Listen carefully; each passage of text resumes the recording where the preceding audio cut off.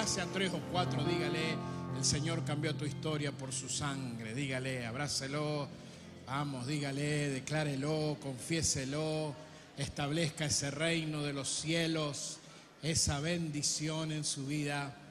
Amén, amén. Puede tomar su asiento en esta tarde.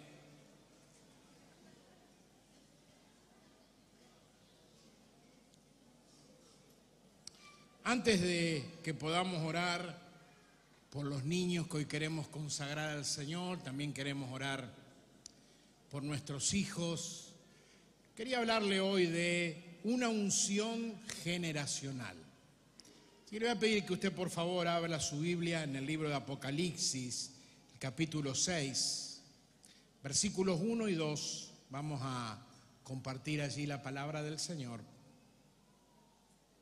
Apocalipsis, capítulo 6, el último libro de la Biblia, dice: vi cuando el Cordero abrió uno de los sellos y oí a uno de los 4 seres vivientes decir, como con voz de trueno, ven y mira. Y miré, y he aquí un caballo blanco, y el que lo montaba tenía un arco, y le fue dada una corona, y salió venciendo y para vencer. ¿Sabe que este es uno de los versículos quizás que genera más controversias en muchos? Porque si uno lo lee sin entendimiento, sin la guía del Espíritu Santo, vemos un caballo blanco y siempre el caballo blanco está asociado con Cristo. De hecho, la Biblia declara que Él va a volver en ese caballo blanco a buscar a la iglesia, que Él va a volver a destruir las huestes de maldad luego en el valle de Armagedón. Pero este capítulo 6 es el comienzo de los juicios de Dios. En el libro de Apocalipsis hay 21 juicios, 7 sellos, 7 trompetas y 7 copas. Y esos 21 juicios son los que Cristo cargó en la cruz. Por eso dice que Él nos libró de la ira venidera, de lo que iba a venir el día del juicio. Ahora, si uno no lo lee con entendimiento, podríamos pensar que que le fue dada autoridad para vencer, que le fue dada autoridad para conquistar, para ganar, uno podría confundirse y decir que es Cristo. Sin embargo, es totalmente lo opuesto. Que monta el caballo blanco, que comienza lo que se llama la gran tribulación, hay un tiempo donde la tierra va a sufrir una gran tribulación, es justamente el anticristo manifestándose. Ahora, el espíritu del anticristo, todo lo que está en contra de Cristo, ya está en el mundo. Ya el diablo está pergeñando ese plan para luego levantar un gran dictador que va a ser el anticristo, que aparentemente va a traer solución a todos los problemas de la humanidad. Sin embargo, los va a traicionar y en vez de traer solución, va a traer esclavitud, muerte y destrucción. ¿Por qué nos damos cuenta? Porque si leemos más adelante, en el capítulo 19 del libro Apocalipsis, fíjese lo que dice la palabra de Dios, versículo 11 en adelante hasta el 16. Entonces vi en el cielo abierto y he aquí un caballo blanco, y el que lo montaba se llamaba Fiel y Verdadero, y con justicia juzga y pelea. Sus ojos eran como llamas de fuego, y había en su cabeza muchas diademas, y tenía un nombre escrito que ninguno conocía sino él mismo. Estaba vestido de una ropa teñida en sangre, y su nombre es el Verbo de Dios. Y los ejércitos celestiales, vestidos de lino finísimo, blanco y limpio, le seguían en caballos blancos. De su boca sale una espada aguda para herir con ella a las naciones, y él las regirá con vara de hierro. Y él pisa el lagar del vino del furor y de la ira del Dios Todopoderoso. Y en su vestidura y en su muslo tiene escrito este nombre: Rey de Reyes y Señor de Señores. Note qué diferencia entre los dos cuadros. Por un lado tenemos ese caballo que sale con ese hombre que lo delata el detalle siguiente, que tiene un arco, pero no tiene la flecha. Un arco sin la flecha no sirve para nada. En el otro caso vemos a este jinete y dice la palabra de Dios, se llama fiel y verdadero, tiene autoridad, va a destruir a las naciones, va a pisar en el lagar de la ira de Dios a todas las naciones y a todos los malos. Y sobre todo dice, tiene escrito en el muslo y en la ropa, Rey de reyes y Señor de señores. Y algo que a mí me llena de alegría, dice, tiene la ropa ensangrentada. ¿Usted sabe que el día que llegue delante de Jesús, usted le va a ver las marcas en las manos? Ese hueco no cicatrizó nunca. Para que nunca te olvides cuánto te costó llegar a ese lugar, cuánto te costó tu salvación. Este es el verdadero Señor. El otro, el anticristo, nos damos cuenta por ese detalle de que tiene el arco y no tiene la flecha. ¿Sabe qué? El arco y la flecha está asociado con el hombre. La espada siempre está asociada con Cristo en la Biblia. Por eso es tan simbólico el arco y la flecha. Tiene mucho significado espiritual, tiene mucha connotación. De hecho, la palabra de Dios me muestra que en el tiempo antiguo usaban mucho el arco y la flecha para defenderse porque era el arma que más lejos llegaba. Usted piense que en la época de Abraham, en la época luego de Josué, en la época de las peleas que tenían los reyes de Israel, no había las armas que tenemos ahora. La pólvora se descubrió muchísimo tiempo después. El arma que más lejos llegaba era justamente el arco y la flecha, mostrando que esa flecha podía llegar a un lugar que las otras armas no podían llegar. Ahora, yo entiendo que en la Biblia, cuando hablamos de este detalle que tiene que ver con el arco y la flecha, hoy en día ese espíritu del anticristo está presente. Note que los grandes líderes políticos de este último siglo y del siglo pasado, y no hablo de ideología, si eran de derecha, de izquierda, si eran comunistas, si eran socialistas, si eran capitalistas, no hablo de ideología, hablo de dictadores, porque los dictadores pueden ser de derecha o de izquierda, ninguno de ellos dejó heredero. Las grandes dictaduras en todos nuestros países de América Latina, el dictador nunca deja un heredero. Y justamente la pelea que hay en el mundo es si vamos a tener dictadores o si vamos a tener democracia. Esa es la pelea. El dictador es el que maneja todo, el que controla, el que maneja y digita las vidas de los demás y pone muchas cosas para que el pueblo sea oprimido. Sin darse cuenta, por supuesto. Eso es lo que va a hacer el anticristo. El mundo tiende a los dictadores. Y había dictadores de derecha y hay dictadores de izquierda. No tiene que ver la ideología. Porque el mundo se está preparando para recibir el anticristo que no va a tener heredero. No quiere un heredero. Quiere toda la gloria, quiere todo el honor para él, porque así es el diablo. Interesante ese espíritu. Lamentablemente, a veces ese espíritu viene a nuestra vida o viene a nuestra responsabilidad como padres. Para mí el arco y la flecha es un ejemplo claro de lo que son los padres y son los hijos. Yo digo que hay algo importante. ¿Por qué el Espíritu Santo toma el ejemplo del arco para mostrarme la falsedad del anticristo? ¿Por qué el Espíritu Santo usa ese ejemplo para que yo discierna que ese espíritu está mal? Porque Dios estableció un principio que tiene que ver con los padres y con los hijos, que es muy importante. Que nos muestra a nosotros la responsabilidad que tenemos de que nuestros hijos hereden nuestra fe y que la transmitan y que la lleven mucho más allá de nuestra propia vida. Nuestra misión como padre es lograr que nuestros hijos hagan cosas que nosotros nunca vamos a ver. Porque nos vamos a morir antes. Pero ellos van a continuar con el legado y creemos que la generación que viene va a ser mucho mejor que la nuestra y que va a tener muchas más conquistas que las nuestras, y que vamos a ver la gloria de Dios, y que el avivamiento que viene lo van a generar los jóvenes y los niños, que son la iglesia del presente y del futuro, en el nombre de Jesús de Nazaret. Algo va a pasar, Dios va a levantar esa nueva generación.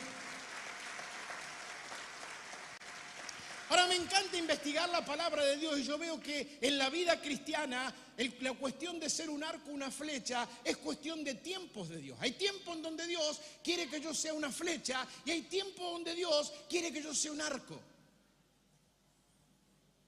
Para ustedes jóvenes, ser una flecha es importante. Pueden ser la mejor flecha, una flecha de oro, de plata, que tenga la mejor confección, que tenga la mejor calidad. Pero una flecha sin un arco no llega a ningún lado. Todos necesitamos un arco que nos lance. Y ¿sabe qué? A veces no tenemos esa alegría de ser un arco, porque yo digo que la persona que es un arco dentro de la iglesia es la que pasa desapercibida. Es la que no se sube a la plataforma. Es la que lanza al otro para que brille, para que muestre, para que haga la tarea, para que cumpla el ministerio, para que sea ese don que es un regalo de Dios al cuerpo de Cristo, para que realice el propósito de Dios en su vida. Muchas veces el ser arco implica pasar desapercibido. Dije un instante atrás de Pablo. A Pablo lo lanzó Ananías al ministerio. Ananías no figura nunca más en el libro de los Hechos. Pablo, un libro entero hablan de él, y después 3/4 del Nuevo Testamento lo escribió Pablo. Pero sin Ananías, Pablo nunca hubiese llegado. Pablo nunca hubiese sido un gran apóstol. Es necesario. Y cuando nosotros entendemos ese propósito de Dios y ese plan de Dios en nuestra vida, nótelo cómo figura ese plan de Dios respecto de nuestros hijos. Dice la palabra de Dios en el Salmo 127, quiero que me acompañe al versículo 3, y de allí vamos a leer hasta el versículo 5.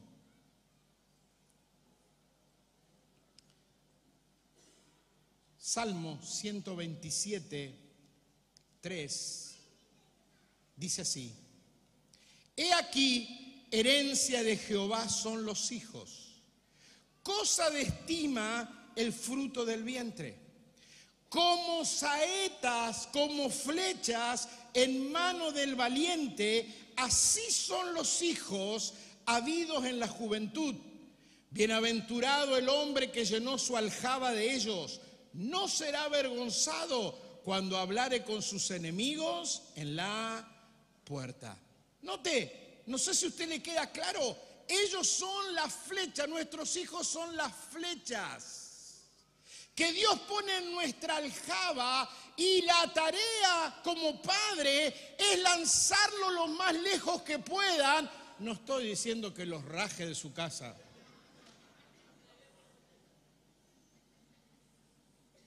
Estoy diciendo en el propósito de Dios. Dice la Biblia que el significado de pecado es cerrar al blanco.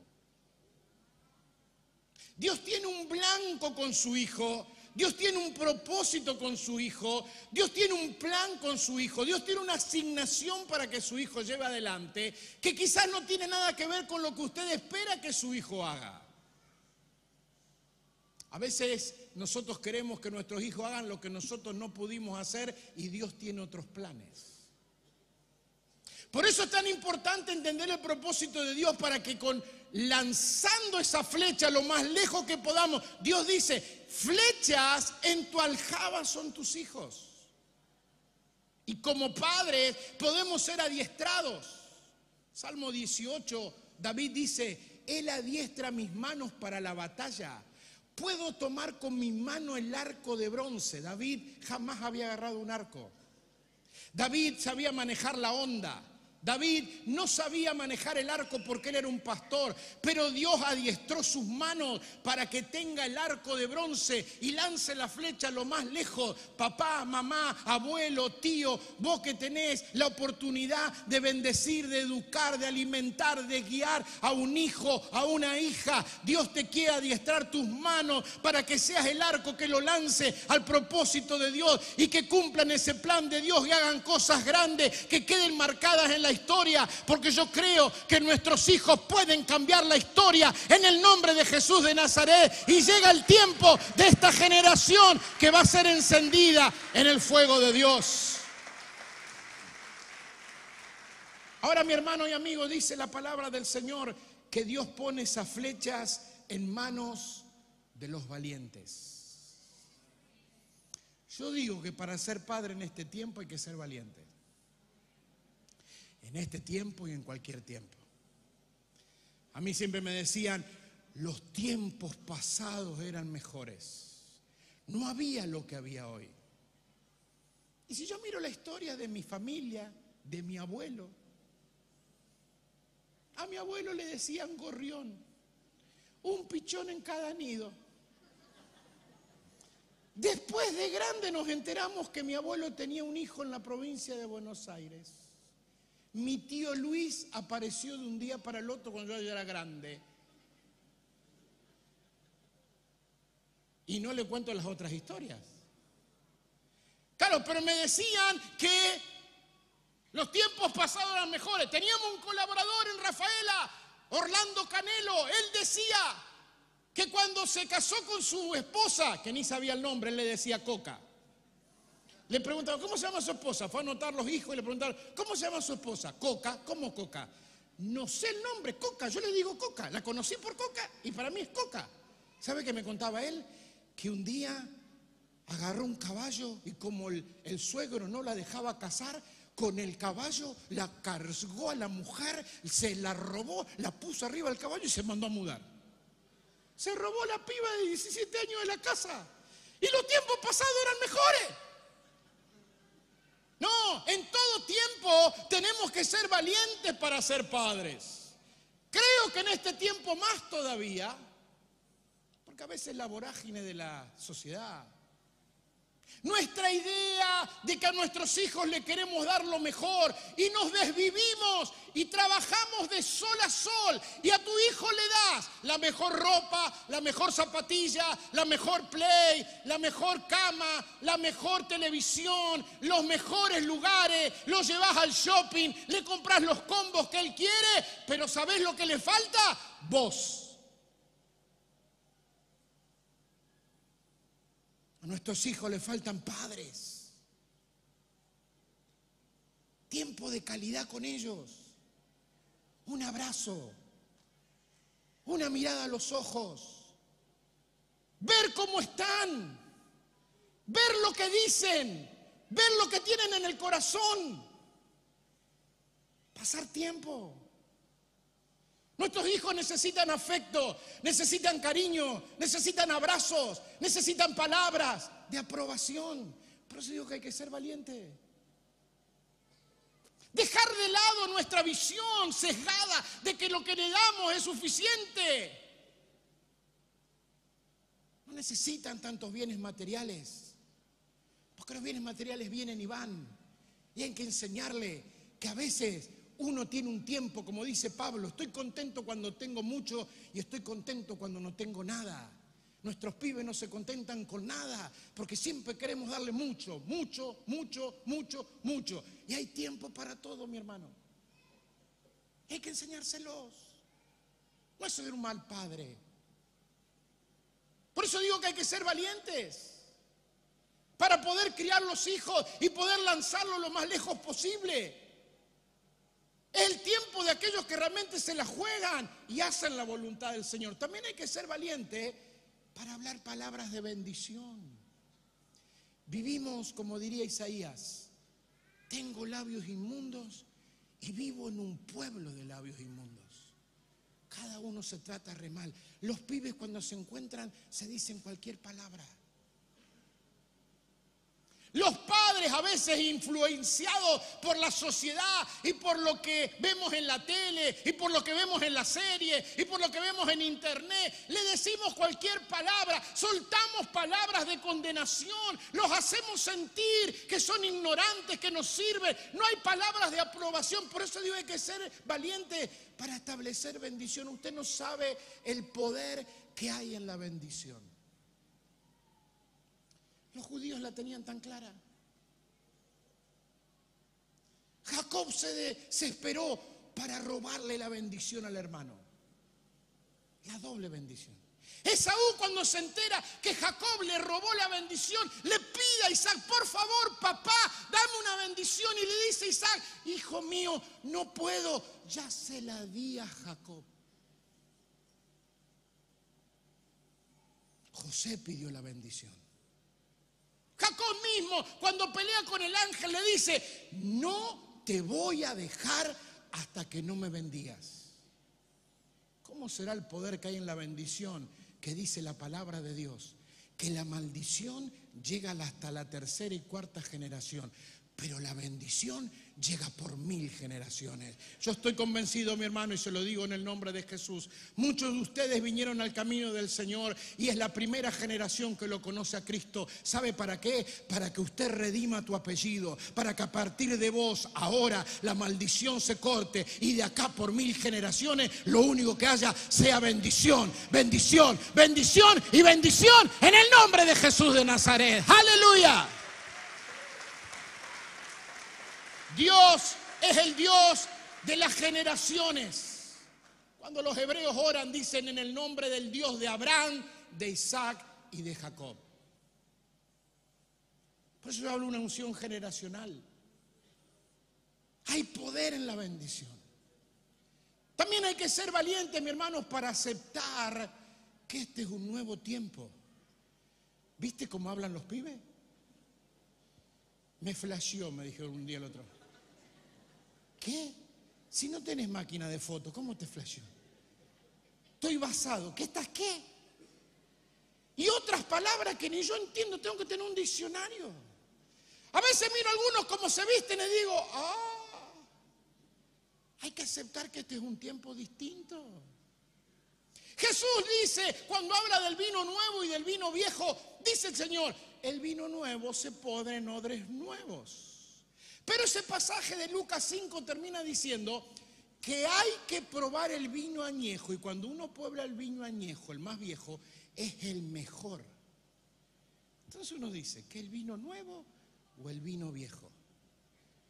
¿Sabe lo que estaba diciendo Jesús? Las dos cosas conviven.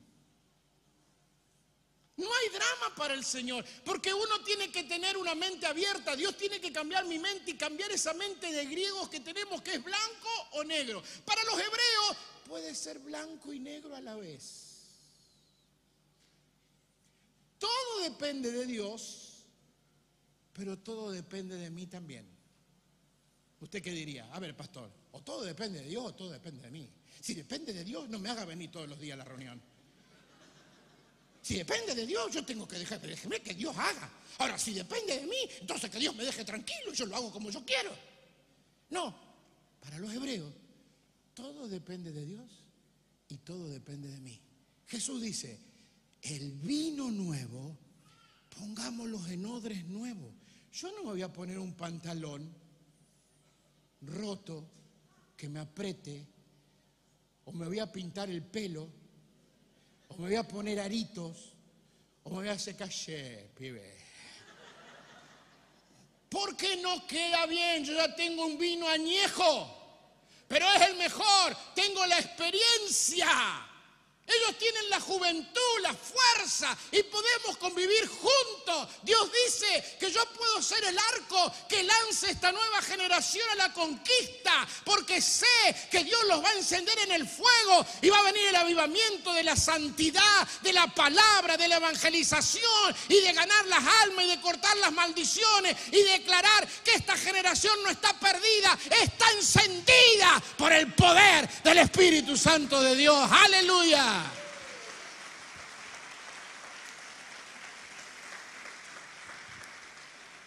A Marcos Witt lo invitaron un día a una iglesia El que dirigía la alabanza subió con los pantalones rotos. Marcos dice, yo lo miré y dije, ¿y este? Tenía un peinado raro, un jopo. Y Marcos dice, bueno, Señor, ¿qué voy a hacer acá? Y empezó a cantar, y cuando llegó el momento de la adoración, le dio la espalda a la congregación. Y Marcos, ¿cómo le va a dar la espalda? Así que termina la reunión y Marcos lo busca, el director de alabanza. Vení, te quiero preguntar, escúchame, ¿por qué le diste la espalda a la gente? Lo que pasa es que yo quería entrar en el espíritu de adoración que estaba la iglesia, porque yo no quería que me miren a mí, querían que lo miren al Señor. Por eso di la espalda, porque yo me quería unir al pueblo, para que juntos adoremos al Señor. ¿Sabe quién era ese joven? Marcos Brunet. El vino añejo no se puede poner en un odre nuevo, pero el vino nuevo sí se puede poner en un odre nuevo. Y por eso tenemos que tener la valentía de bendecirlos, de amarlos, de aceptarlos, de tener un amor incondicional. No estoy diciendo que hay que dejarlo que hagan lo que quieran, no estoy diciendo eso. Estoy diciendo de tener la sabiduría de saber cuándo decir no, porque en este tiempo hay que ser valiente para decir no. Lo más importante en la vida, mi querido papá, no es todo lo que vos le decís sí para que tus hijos te digan, mi papá es mi amigo. Lo más importante es saber decir no.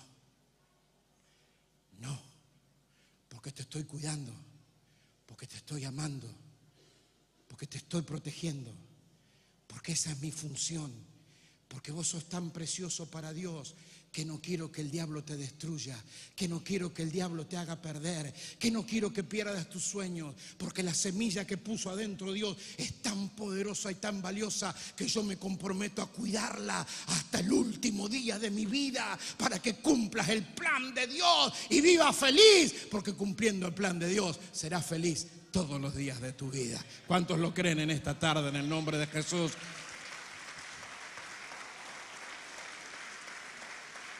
Hay que ser valiente también para entender que tenemos que cambiar. Usted no le puede dar a sus hijos lo que usted no tiene. Por más que usted le diga a su hijo que se porte bien, si vos te portás mal, tu hijo se va a portar mal. Si usted quiere que sus hijos cambien, el que tiene que cambiar es usted. Porque no se puede dar lo que uno no tiene. Pedro y Juan suben al templo y ven al paralítico y le dicen, lo que tengo te doy. No tengo plata, no tengo oro, no tengo cosas materiales, pero tengo lo más importante. En el nombre de Jesús, levántate y anda. Hay que ser valientes para cambiar.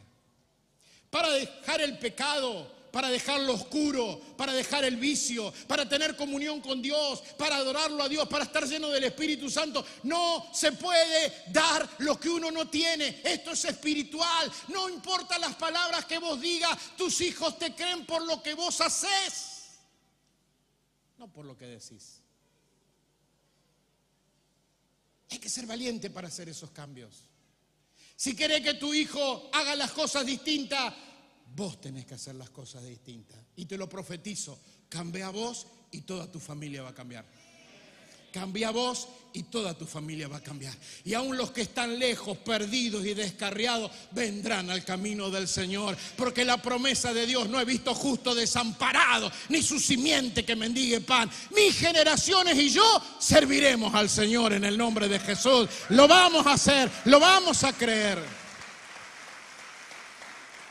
Termino, porque me corre la hora.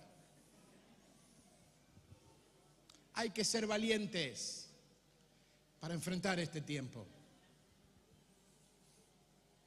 ¿Sabe?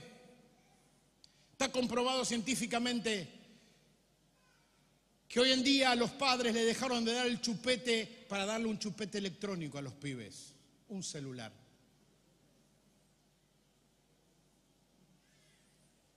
¿Sabe que nuestro cerebro, ¿no? Hoy leíamos con Susana, yo le preguntaba a ella, ¿cuándo se cierra la mollerita de los bebés? Y me puse a estudiar. La mollerita de los bebés en realidad se llama fontanelas. Y hay dos, una posterior y una anterior. La posterior se cierra a los 2 meses o los nenes nacen con esa mollerita cerrada. Pero la anterior, la que está de la mitad de la cabeza para atrás, se cierra entre los 7 meses y los 19 meses. Es un proceso que yo no entiendo por qué Dios lo hace, ni sé científicamente por qué, pero es un proceso. Así como está ese proceso de que se cierra la cabeza de los bebés, hay un proceso en el cerebro, en la parte frontal del cerebro, que es la parte que a usted le ayuda a discernir lo que está bien y está mal. ¿Sabe cuándo madura eso? A los 17 años.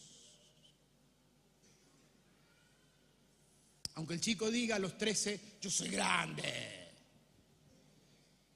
Puede ser grande de emociones, de edad, de decisiones, de carácter. Pero el proceso, así como la mollera se cierra en tal mes, de la misma manera el cerebro tiene un proceso natural que madura a los 17 años.